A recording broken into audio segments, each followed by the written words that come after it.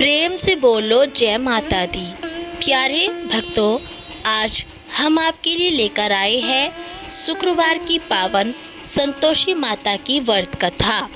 यदि आप इस कथा को पूरी सुनते हैं तो माता संतोषी का आशीर्वाद आप पर हमेशा बना रहेगा और आपकी सभी मनोकामना पूर्ण होगी। आइए शुरू करते हैं संतोषी माता की व्रत कथा। प्राचीन समय की बात है, एक नगर में एक वृद्धा अपने 7 पुत्रों के साथ रहती थी और 7 पुत्रों में 6 बड़े पुत्र धनवान, व्यापार में कुशल और माता के प्रिय थे, जबकि सबसे छोटा पुत्र सरल, सीधा और भोला था। उसका नाम रामू था। माता अपने 6 बेटे पुत्रों को स्वादिष्ट भोजन कराती, परंतु छोटे पुत्र को सबके खाने के बाद बचा कुचा खाना देती थी। रामू अपनी माता का यह व्यवहार नहीं समझ पाता था। एक दिन उसकी पत्नी ने उसे सच्चाई बताई। पहले तो उसे विश्वास नहीं हुआ, पर अगले दिन उसने स्वयं सब कुछ अपनी आंखों से देख लिया और उसे बहुत दुख हुआ और उसने रोजगार की तलाश में परदेश जाने का निश्चय किया। जाते समय उसने अपनी पत्नी से कहा कि मैं धन कमाकर अवश्य लौटूंगा, तुम धैर्य रखना और भगवान पर विश्वास बनाए रखना। रामू की पत्नी ने आंसू भरी आंखों से उन्हें विदा किया और पति के जाने के बाद सास और जेठानियां उससे कठोर व्यवहार करने लगी और उससे दिन भर घर का काम कराया जाता, जंगल से लकड़ियां मंगवाई जाती और बदले में सूखी रोटी दी जाती थी। एक दिन लकड़ियां लेकर लौटते समय वह बहुत थक गई और रास्ते में उसने देखा कि कुछ स्त्रियां बड़े प्रेम से किसी देवी का व्रत कर रही है। उसने विनम्रता से पूछा कि बहनों, आप किस देवी का व्रत कर रही हो? उन्होंने कहा कि हम संतोषी माता का व्रत कर रहे हैं और माता अपने भक्तों की सभी मनोकामनाएं पूर्ण करती है। उसने पूछा कि यह व्रत कैसे किया जाता है?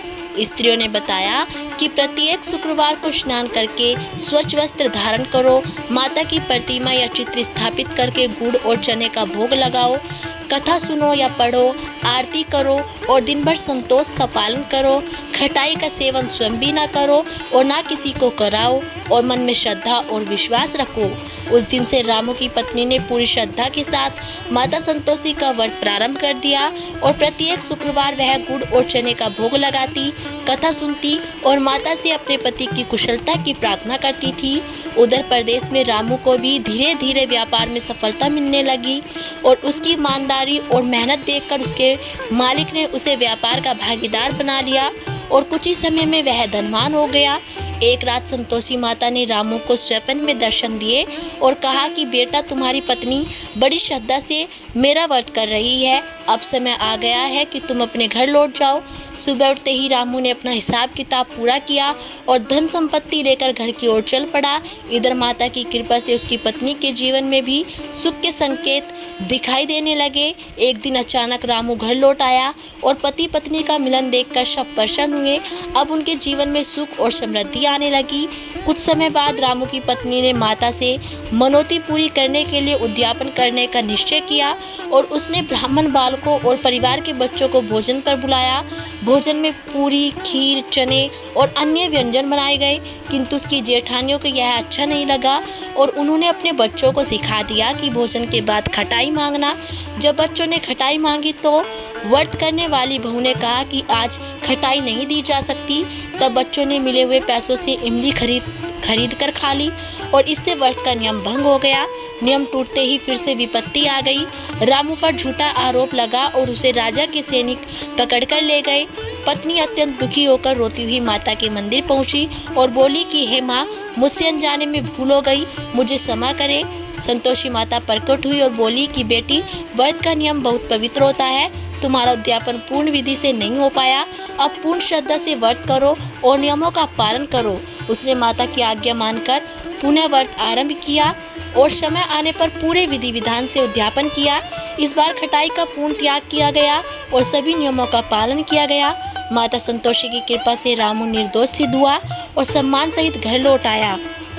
उनके घर में सुख शांति और समृद्धि का आवास हो गया और कुछ समय बाद उन्हें सुशील संतान की प्राप्ति हुई और पूरे परिवार में माता संतोषी की महिमा स्वीकार की और सभी भक्ति भाव से माता की पूजा करने लगे। तब से यह मान्यता है कि जो भी भक्त शुक्रवार के दिन श्रद्धा विश्वास और संतोष के साथ माता संतोषी का व्रत करता है, गुड़ चने का भोग लगाता है, कथा सुनता है तथा खटाई का त्याग करता है, उसकी सभी मनोकामनाएं माता की कृपा से पूर्ण हो जाती है। बोलो माता संतोषी की जय हो। तो प्यारे भक्तों, ये थी संतोषी माता की व्रत कथा। यदि आपको हमारी ये कथा थोड़ी सी भी अच्छी लगी हो तो प्लीज़ हमारी वीडियो को लाइक करें, शेयर करें और हमारे चैनल को सब्सक्राइब करना ना भूलें।